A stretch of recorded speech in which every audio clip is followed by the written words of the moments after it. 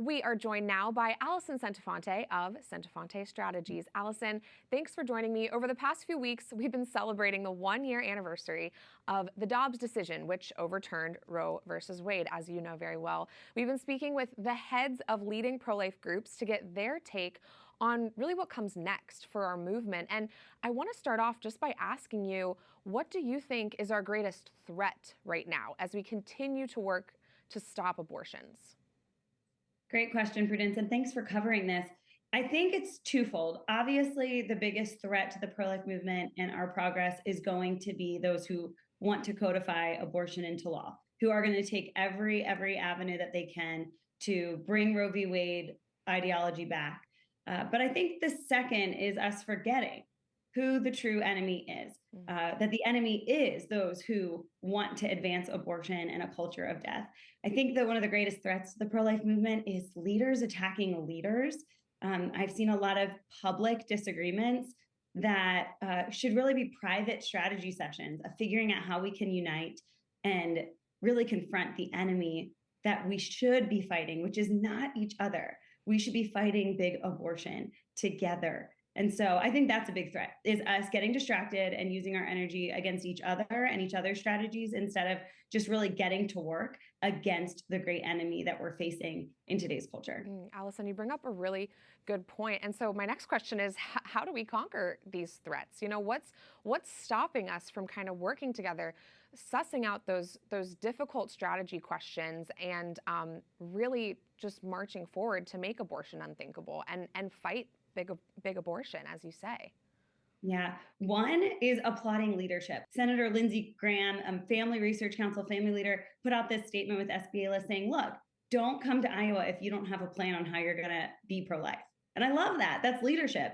We need to applaud those who are doing the right thing and proposing innovative and new solutions that help us to save lives and support pregnant women.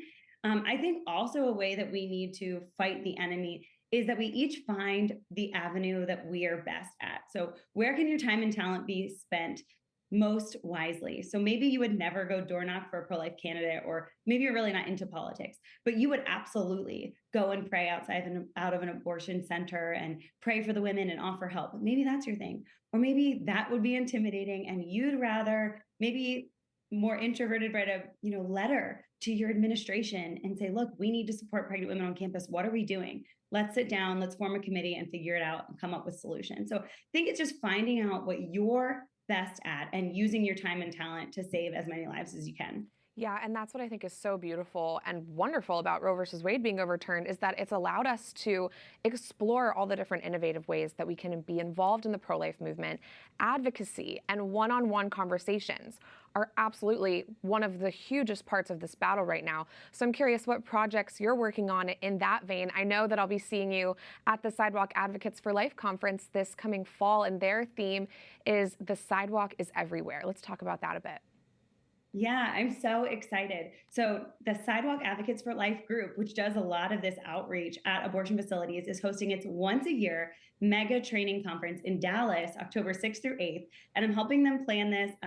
Amazing speakers, amazing encouragement, and just a time for us all to get that training that I talked about, to train on how we can approach not only the sidewalk outside of the abortion facility, but our own sidewalks in our communities, in schools, with the way the abortion industry is moving and the fact that the abortion pill can be obtained so easily. We are all advocates. We can all be interacting with people who are considering ending their pregnancy, are getting access to these drugs.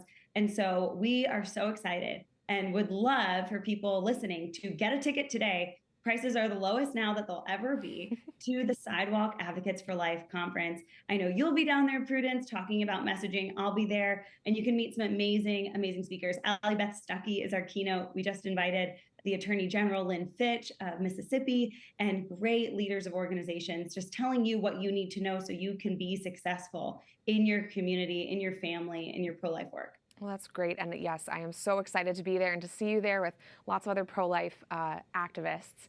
Alison, we have one more minute. And before I let you go, shifting gears a bit, I want to ask you one more thing. You talk a lot on social media about protecting the innocence of children as really key in shifting our culture. So talk to me about that. What's your advice to people who live in towns that host drag story hours or clothing optional water parties? You know, I'm not making this stuff up. Yeah, what we're seeing right now is an attack on innocence that we've never seen. And since becoming a mom, I've just realized that there's really a preciousness to which we see our babies just encounter the world. It's the first time I get to see another new, first time they see a school bus, first time they see flowers, and they're learning these things. And I just want to encourage all parents to protect that innocence. And not just parents, aunts, uncles, sisters, friends, grandparents.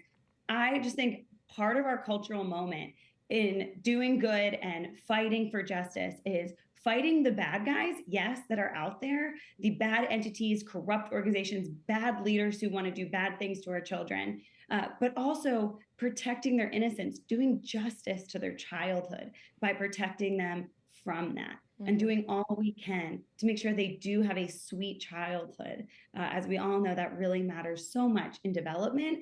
And so that's a both and. Fight the bad guys, but also protect the innocence at home. And yes, the enemy is out there, but it's also in your home through your phone, through the music, through the messages that they're hearing. So just to be very aware and protect that innocence. A beautiful mission. Alison, thank you as always for joining us, and thanks for speaking out on all of these important things. Thanks for having me.